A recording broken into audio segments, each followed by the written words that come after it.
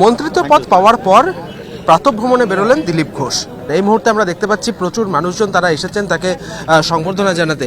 দিলীপ দা, মন্ত্রিত্ব পদ পাওয়ার পর এই প্রথম আপনি সাধারণ মানুষের সঙ্গে জনসংযোগ করছেন, ইডলির অনুষ্ঠান, কি বলবেন, কিরকম রিয়াকশন পাচ্ছেন? এখানে রোজই জনসংযোগ হয়, রোজই পার্টি হয় আমাদের সকালবেলায়, যারা মর্নিং ওয়াকে আসেন। কাল সারাদিন জনসম্পর্ক করেছি, চলবে এখন।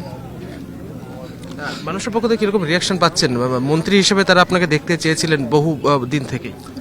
বহু পুরনো লোক, নতুন লোক সবাই আসছেন একটু আর অভিনন্দন জানাতে।